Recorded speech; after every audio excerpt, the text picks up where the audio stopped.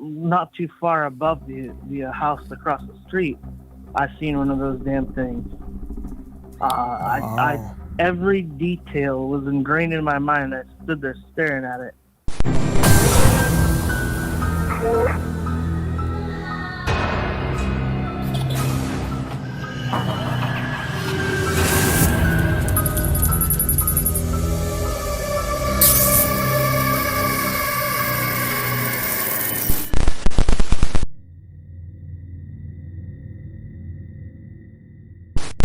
All right, and this is coming from 503. Oh, it's Thomas K.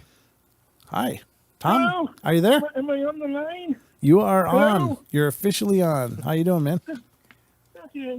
Oh, I'm doing good. Hey, listen, I heard you guys were talking about the TR3Bs, and Yeah. I had a weird situation when I was about 18, 19 years old, down in Lyons, Oregon, and I was walking out of my grandparents' house when across the street, not too far above the house across the street, I seen one of those damn things. Every detail was ingrained in my mind. I stood there staring at it.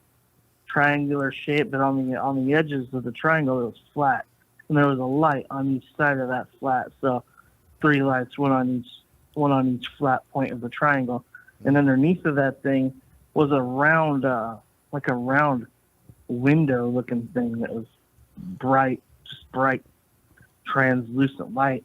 Oh, wow. But the thing made not a single noise. It just floated along. I stood there for a few seconds staring at it, my mouth agape.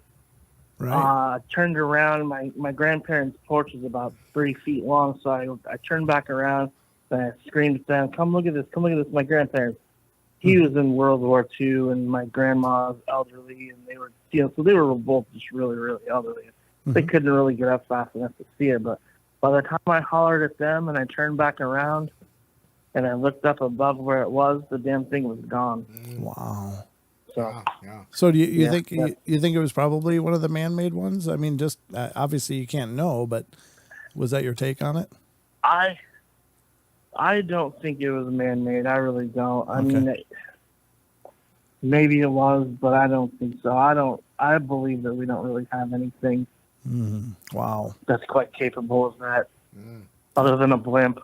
Yeah. I've never seen a flat blimp. You never see me laying down, have you? Oh, my God. I've seen some things in my time, but never that. And God bless you, because you don't want to. You'll never forget it. That's really cool, though. Come on, man. I'm snuggling. Oh, well, yeah. I have needs. Oh. Well, what happens amongst friends stays amongst friends. Unless you're live on a podcast. Well, yeah. What do you think we're going to... I'm telling you right now, What's that? Don's face sounds like it's red. What's that? Don's face sounds like it's red. It's because I can't breathe from laughing. Will you just snuggle me? Oh, jeez. All right. Well, listen, we got to go. Wow. Wow. But thanks for well, calling. you guys have a good night, and thanks for entertaining me. All right, brother. Thanks for calling in. Talk to you later.